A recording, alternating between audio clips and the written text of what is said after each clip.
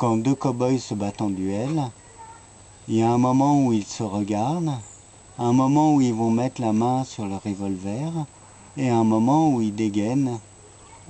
Donc on peut parler de ces trois moments en A, B, C. La plupart des arts martiaux travaillent sur le moment B, le moment où ils portent la main sur le revolver.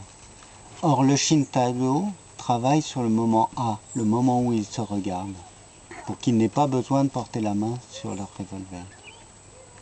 Alors ça peut paraître bizarre, mais faut revenir un peu aux origines du Shin-Taïdo. Ça a été créé dans les années 1960 par des karatékas de très haut niveau.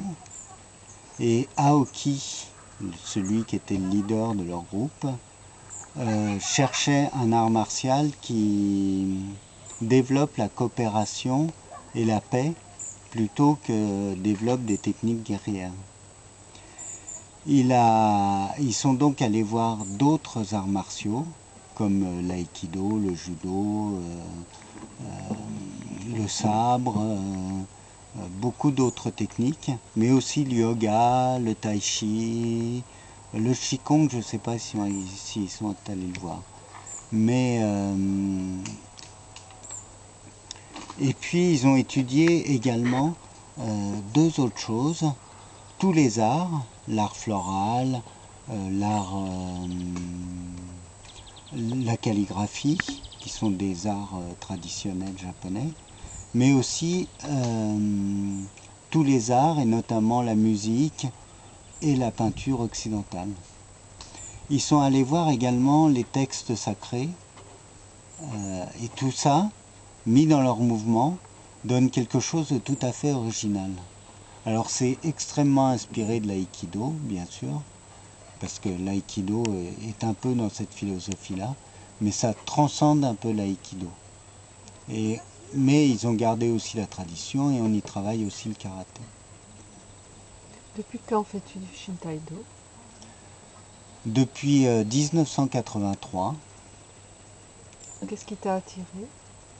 Ce qui m'a attiré en fait très vite, c'est que on s'y amusait bien au départ.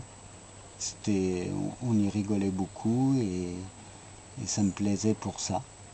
Et puis très vite, j'y ai trouvé d'autres choses, et notamment la méditation, des katas de mouvement et une concentration particulière que je n'avais pas avant.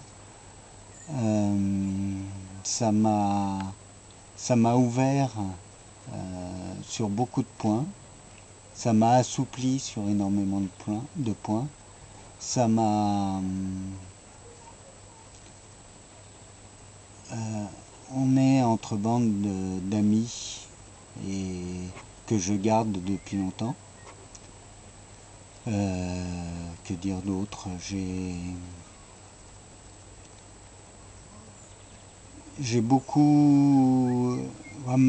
Disons que maintenant, dans ce qui m'attire dans le Shin-Taïdo, c'est beaucoup le fait d'enseigner. Ça me plaît énormément. Et le fait d'enseigner me pousse à aller chercher plus loin dans mes techniques, à être plus précis dans mes techniques, à aller beaucoup plus loin dans mon apprentissage. Et ça me plaît énormément. Parce que on se rend compte qu'on peut toujours s'améliorer. On peut toujours faire mieux. Et bon, il faut savoir à un moment poser les choses. Mais moi, ça me plaît d'aller de plus en plus techniquement.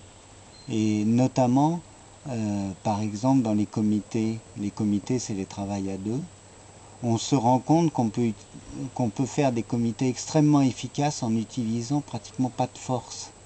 Et c'est ça qui me plaît, c'est ça ma recherche actuelle. C'est vraiment de ne pas utiliser de force quand un partenaire m'attaque. Au Shin-Taïdo, il n'y a pas d'attaque, il n'y a pas de défense. Il n'y a que des parades qui permettent aux partenaires de s'ouvrir ou de rouler plus à fond ou d'aller beaucoup plus loin.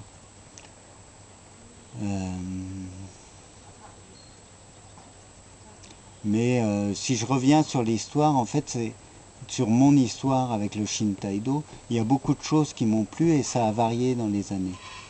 Au départ, c'est parce qu'on rigolait bien. Ensuite, c'est parce que je me rendais compte que ça me faisait du bien.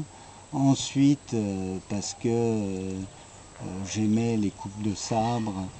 Et il y a des moments où j'aimais beaucoup les coupes de sabre et je me disais que je pourrais travailler dans ce sens-là. Après, ça a été la méditation. Ensuite, ça a été les katas, l'ensemble des enchaînements de mouvements. Donc il y a beaucoup de choses qui m'ont plu dans le Shintai-do, mais ça a été variable suivant les années.